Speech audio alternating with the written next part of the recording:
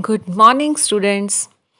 Let's start our today's e-learning session of Social Studies with a new chapter Governing Ourselves. India is divided into 28 states and 8 union territories. Union territories वो areas होते हैं जिन्हें directly central government control करती है. The Constitution of India has provided for a government at the center and a government in each state to govern the country in a proper way.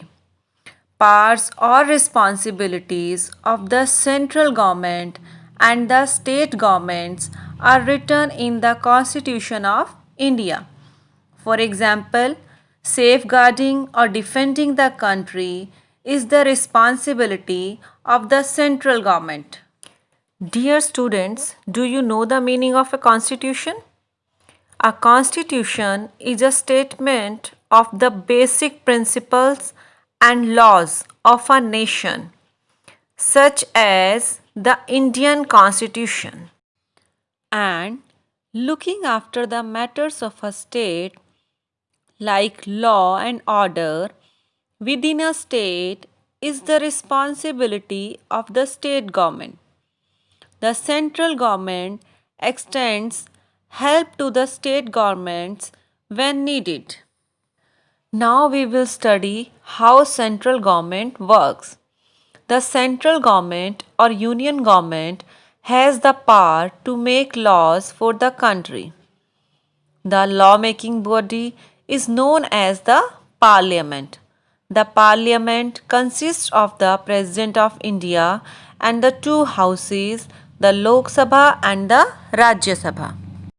Next heading is Lok Sabha. Lok Sabha is the highest lawmaking body in India. The members of Lok Sabha are elected directly by the people.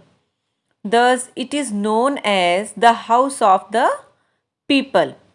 The Speaker of the Lok Sabha is elected by the members of the Lok Sabha. The Speaker guides the proceedings in the Lok Sabha, and the members of Lok Sabha are elected for a term of 5 years. The whole country is divided into areas called constituencies.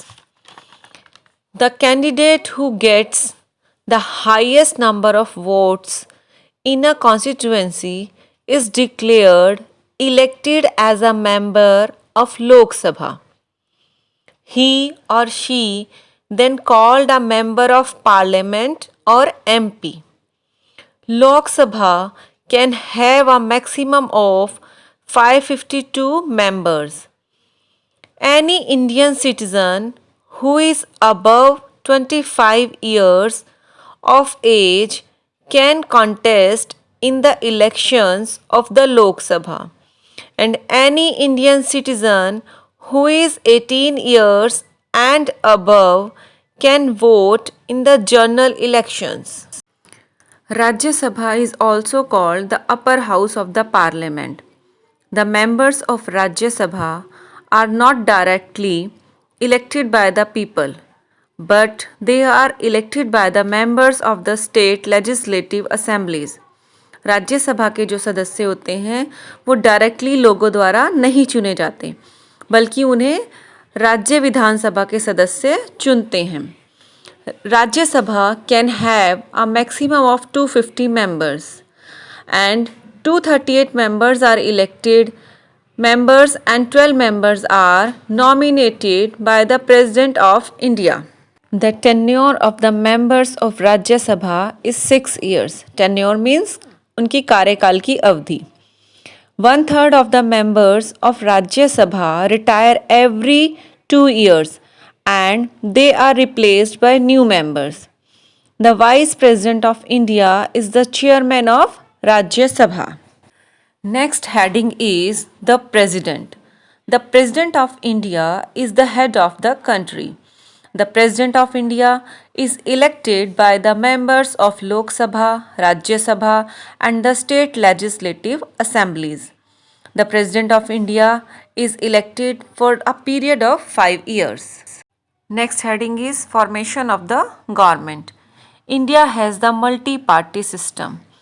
There are many political parties in India, which is an important feature of our democracy. In a democracy, different political parties nominate their candidates for election and people vote to elect their representatives to the parliament.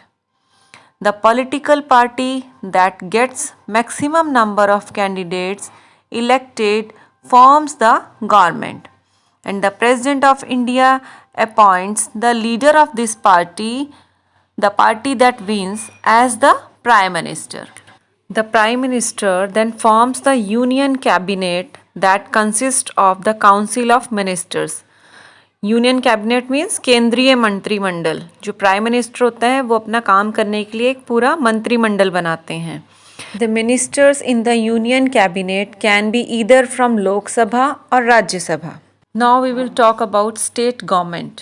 Every state in India has a legislative assembly that makes laws for the state. Any Indian citizen who is 18 years of age and above can nominate for the assembly elections. Candidates elected by the people become the members of the legislative assembly or MLAs. They are elected for a term of 5 years. Next heading is the governor. The governor is the head of the state. जैसे president country के head होते हैं, ऐसे governor state के head होते हैं. He or she is appointed by the president of India and his or her tenure is for 5 years. After the assembly elections, the leader of the political party that get maximum number of seats in the legislative assembly is invited by the governor to form the government. The leader of the party becomes the chief minister of the state. Next heading is the judiciary. Judiciary means Nyayatantra.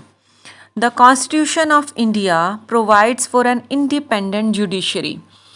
The Supreme Court in New Delhi is the highest judicial body in India. The High Court is the highest judicial body in a state. Each district of a state has a court called the district court. The Chief Justice of India is the head of the Judiciary of India and the head of the Supreme Court of India. There are many judges in the Supreme Court who are appointed by the President of India. Judgments given in district court or high court can be challenged in the Supreme Court, but the judgment given by the Supreme Court of India is final in any legal case in India and nobody can challenge it. Okay students, that's all for today. Read your chapter again carefully. Take care and have a nice day.